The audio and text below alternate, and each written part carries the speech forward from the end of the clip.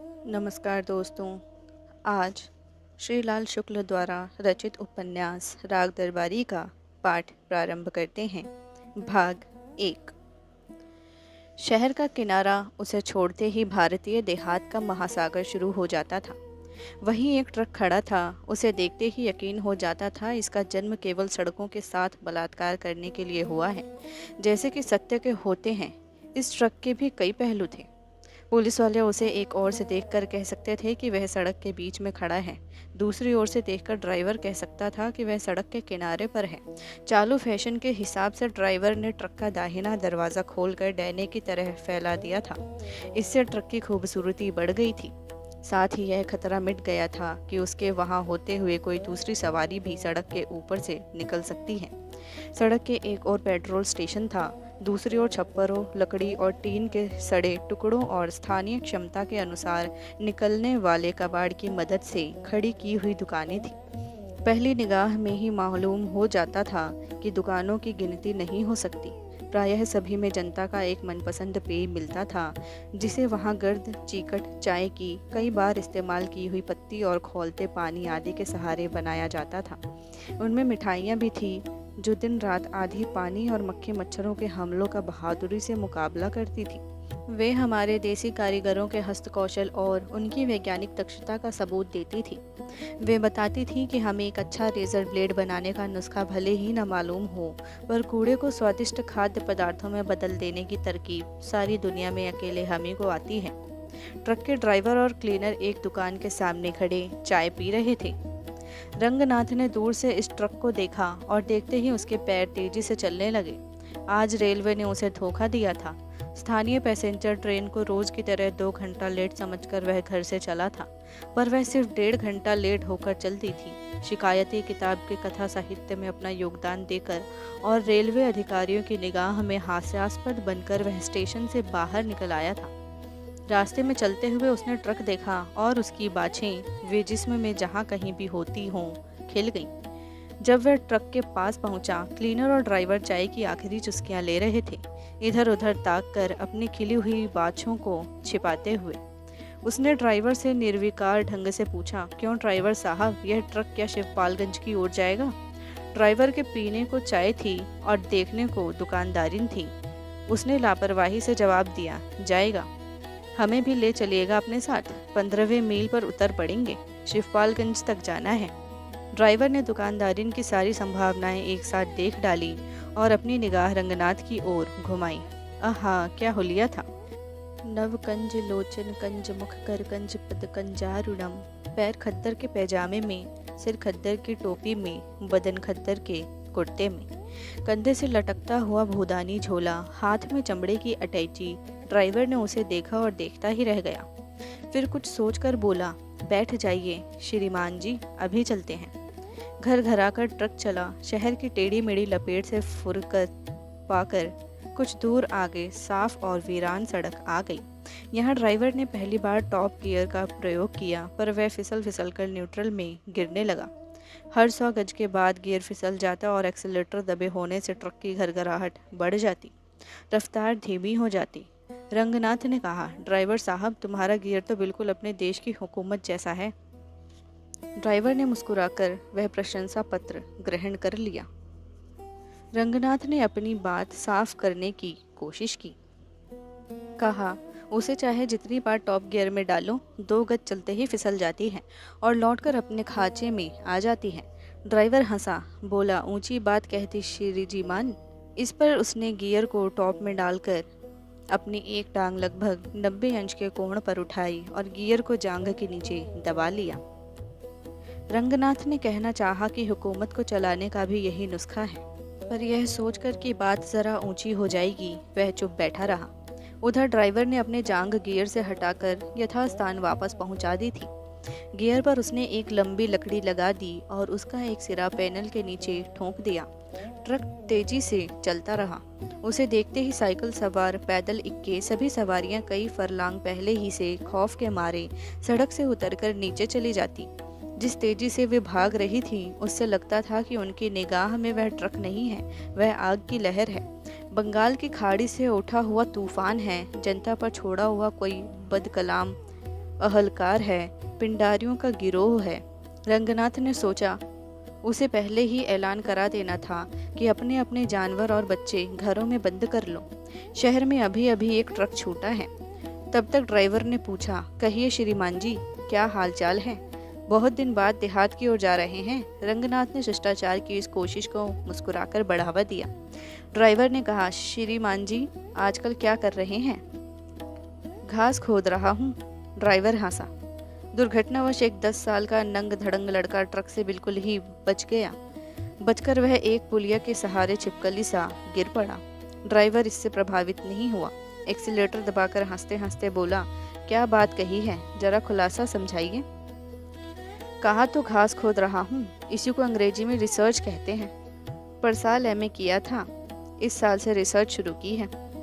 Driver जैसे अलिफ लैला की कहानियां सुन रहा हो, मुस्कुराता हुआ बोला, और श्रीमान जी शिवपालगंज क्या करने जा रहे हैं? वहाँ मेरे मामा रहते हैं, बीमार पड़ गया था, कुछ दिन देहात में जाकर तंदुरुस्ती बनाऊंगा। इस बार ड्राइवर काफ़ी देर तक हंसता रहा। बोला, क्या बात बनाई है श्रीमान जी ने? रंगनाथ ने उसकी ओर संदेह से देखते हुए पूछा, जी इसमें बात बनाने की क्या बात? वह इस मासूमियत पर लोटपोट हो गया। पहले ही की तरह हंसते हुए बोला, क्या कहने हैं, अच्छा जी छोड़िए भी इस बात को। बताइए मित्तल साहब की क्या हाल है? क्या हुआ उस हवालाती के खून वाले मामले का? रंगनाथ का खून सूख गया। भर आए गले से बोला, अजी मैं क्या जानूं यह मित्तल कौन है? ड्राइवर की हंसी में ब्रेक लग गया। ट्रक की रफ्तार भी कुछ कम पड़ गई। उसने रंगनाथ को एक बार गौर से देखकर पूछा, आप मित्तल साहब को नहीं जानते? नहीं। जैन साहब को? नहीं। ड्राइवर ने खिड़की के बाहर थूक दिया और साफ आवाज में सवाल किया, आप सीआईडी में काम नहीं करते? रंगनाथ ने झुंझलाकर कहा, सीआईडी? यह किस चिड़िया का नाम है? ड्राइवर ने जोर से सांस छोड़ी और सामने सड़क की दशा का निरीक्षण करने लगा। कुछ बैलगाड़ियां जा रही थीं। जब कहीं और जहां भी कहीं मौका मिले वहां टांगे फैला देनी चाहिए।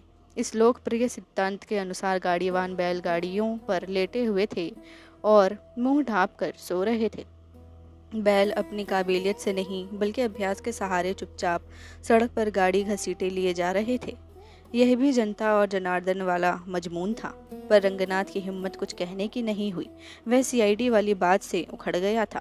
ड्राइवर ने पहले रबड़ वाला हॉर्न बजाया, फिर एक ऐसा हॉर्न बजाया जो संगीत के आरोह अवरोह के बावजूद बड़ा ही डरावना था। पर गाड़ियां अपनी राह चलती रहीं। ड्राइवर काफ़ी रफ्तार से ट्रक चला रहा था और बैलगाड़ियों के ऊपर से निकाल ले जाने वाला था। पर गाड़ियों के पास पहुंचते पहुंचते उसे शायद अचानक मालूम हो गया कि वह ट्रक चला रहा है, हेलीकॉप्टर नहीं। उसने एकदम से ब्रेक लगाया, पैनल से लगी हुई लकड़ी नीचे गिरा दी, गियर बदला और बैलगाड़ियों को लग कर छूता हुआ उनसे आगे निकल गया। आगे जाकर उसने घृणापूर्वक रंगनाथ से कहा, सीआईडी नहीं हो तुम? यह खद्दर क्यों डांट रखा है जी? रंगनाथ इन हमलों से लड़खड़ा गया था, पर उसने इस बात को मामूली जांच पड़ताल का सवाल मानकर सरलता से जवाब दिया, खद्दर तो आजकल सभी पहनते हैं। अजी कोई तुक्का आदमी तो पहनता नहीं, कहकर उसने दोबारा खिड़की के बाहर थूका और गियर को टॉप में डाल दिया। रंगनाथ का पर्सनालिटी कल्ट समाप्त हो गया। थोड़ी देर वह चुपचाप बैठा रहा, बाद में मुंह से सीटी बजाने लगा। ड्राइवर ने उसे कोहनी से हिलाकर कहा, देखो जी चुपचाप बैठो, यह कीर्तन की जगह नहीं है। रंगनाथ चुप हो गया। तभी ड्राइवर ने झुंझलाकर कहा, यह गियर बार बार फिसलकर न्यूट्रल ही में घुसता है, देख क्या रहे हो, जरा पकड़े रहो जी। थोड़ी देर में उसने दोबारा झुंझलाकर कहा, ऐसे नहीं, इस तरह दबाकर ठीक से पकड़े रहो। ट्रक के पीछे काफ़ी देर से हॉर्न बजता आ रहा था। रंगनाथ उसे सुनता रहा था और ड्राइवर उसे अनसुना करता रहा था। कुछ देर बाद पीछे से क्लीनर ने लटककर ड्राइवर की कनपट्टी के पास खिड़की पर खटखट करना शुरू कर दिया। ट्रक वालों की भाषा में इस कार्रवाई का निश्चित ही कोई खौफनाक मतलब होगा, क्योंकि उसी वक्त ड्राइवर ने रफ्तार कम कर दी और ट्रक को सड़क की बाईं पटरी पर कर लिया। हॉर्न की आवाज़ एक ऐसे स्टेशन वैगन से आ रही थी जो आजकल विदेशों के आशीर्वाद से सैकड़ों की संख्या में यहाँ देश की प्रगति के लिए इस्तेमाल होते हैं और हर सड़क पर हर वक्त देखे जा सकते हैं। स्टेशन वैगन दाएं से निकलकर आगे धीमा पड़ गया और उससे बाहर निकले हुए एक खाकी हाथ ने ट्रक को रुकने का इशारा दिया। दोनों गाड़ियाँ रुक गई। स्टेशन वैगन से एक अफसर नुमा चपरासी और एक चपरासी नुमा अफसर उतरे। खाकी कपड़े पहने हुए 2 सिपाही भी उतरे। उनके उतरते ही पिंडारियों जैसे लूट खसोट शुरू हो गई। किसी ने ड्राइवर का ड्राइविंग लाइसेंस छीना, किसी ने रजिस्ट्रेशन कार्ड कोई वैक्यूम मिरर खटखटाने लगा, कोई ट्रक का हॉर्न बजाने लगा, कोई ब्रेक देखने लगा। उन्होंने फुटबोर्ड हिलाकर देखा, बत्तियां जलाई, पीछे बजने वाली घंटी टुनटुनाई। उन्होंने जो कुछ भी देखा वह खराब निकला। जिस चीज़ को छुआ उसी में गड़बड़ी आ गई। इस तरह उन 4 आदमियों ने 4 मिनट में लगभग 40 दोष निकाले और फिर एक पेड़ के नीचे खड़े होकर इस प्रश्न पर बहस करनी शुरू कर दी कि दुश्मन के साथ कैसा सुलूक किया जाए। रंगनाथ की समझ में कुछ यही आया कि दुनिया में कर्मवाद के सिद्धांत, पोएटिक जस्टिस आदि की कहानियां सच्ची हैं। ट्रक की चेकिंग हो रही है और ड्राइवर से भगवान उसके अपमान का बदला ले रहा है। वह अपनी जगह बैठा रहा, पर इसी बीच ड्राइवर ने मौका निकालकर कहा, श्रीमान जी जरा नीचे उतर आवें, वहाँ गियर पकड़कर बैठने की अब क्या ज़रूरत है। रंगनाथ एक दूसरे पेड़ के नीचे जाकर खड़ा हो गया। उधर ड्राइवर और चेकिंग जत्थे में ट्रक के एक एक पुर्जे को लेकर बहस चल रही थी। देखते देखते बहस पुर्जों से फिसलकर देश की सामान्य दशा और आर्थिक दुर्व्यवस्था पर आ गई और थोड़ी ही देर में उपस्थित लोगों की छोटी छोटी उप समितियाँ बन गईं। वे अलग अलग पेड़ों के नीचे एक एक विषय पर विशेषज्ञ की हैसियत से विचार करने लगीं। काफ़ी बहस हो जाने के बाद एक पेड़ के नीचे खुला अधिवेशन जैसा होने लगा और कुछ देर में जान पड़ा गोष्ठी खत्म होने वाली है। आखिर में रंगनाथ को अफसर की मिमियाती आवाज़ सुन पड़ी, क्यों मियाँ अशफाक, क्या राय है, माफ़ किया जाए। चपरासी ने कहा, और कर ही कह सकते हैं हुजूर, कहाँ तक चालान कीजिएगा, एक आध गड़बड़ी हो तो चालान भी करें। एक सिपाही ने कहा, चार्जशीट भरते भरते सुबह हो जाएगी।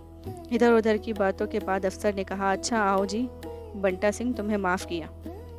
ड्राइवर ने खुशामद के साथ कहा, ऐसा काम श्रीमान जी ही कर सकते हैं। अफसर काफ़ी देर से दूसरे पेड़ के नीचे खड़े हुए रंगनाथ की ओर देख रहा था। सिगरेट सुलगाता हुआ वह उसकी ओर आया, पास आकर पूछा, आप भी इसी ट्रक पर जा रहे हैं? जी हाँ। आपसे इसने कुछ किराया तो नहीं लिया है? जी नहीं। अफसर बोला, वह तो मैं आपकी पोशाक ही देखकर समझ गया था, पर जांच करना मेरा फर्ज था। रंगनाथ ने उसे चिढ़ाने के लिए कहा, यह असली खादी थोड़े ही है, यह मिल की खादी है। उसने इज्जत के साथ कहा, अरे साहब, खादी तो खादी, उसमें असली नकली का क्या फ़र्क। अफसर के चले जाने के बाद ड्राइवर और चपरासी रंगनाथ के पास आए। ड्राइवर ने कहा, जरा 2 रुपये तो निकालना जी। उसने मुंह फेरकर कड़ाई से जवाब दिया, क्या मतलब है, मैं रुपये क्यों दूं? ड्राइवर ने चपरासी का हाथ पकड़कर कहा, आइए श्रीमान जी, मेरे साथ आइए। जाते जाते वह रंगनाथ से कहने लगा, तुम्हारी ही वजह से मेरी चेकिंग हुई और तुम ही मुसीबत में मुझसे इस तरह बात करते हो। तुम्हारी यही तालीम है?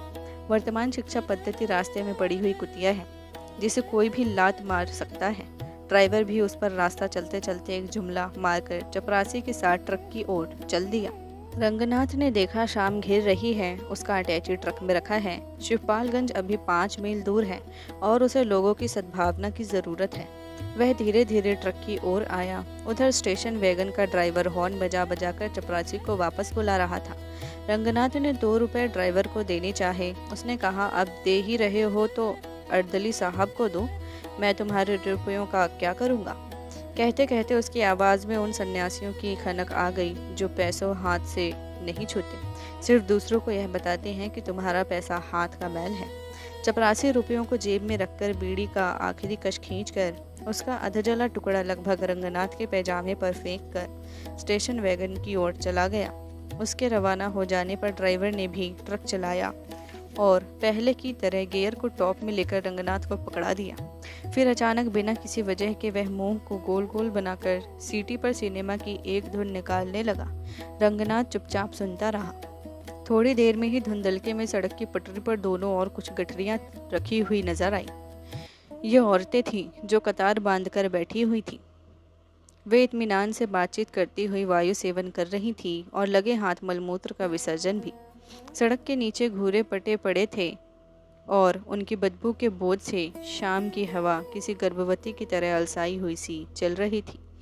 कुछ दूरी पर कुत्तों के भौंकने की आवाज़ें हुई। आँखों के आगे धुएं के जाले उड़ते हुए नजर आए। इससे इनकार नहीं हो सकता था कि वे किसी गांव के पास आ गए थे। यही शिवपालगंज था। दोस्तों, राग दरबारी उपन्यास का भाग 1 पूर्ण हुआ। इसी क्रम में और वीडियोस को सुनने के लिए चैनल को सब्सक्राइब करें एवं हमारे साथ इस सफ़र में आगे बढ़ें। धन्यवाद।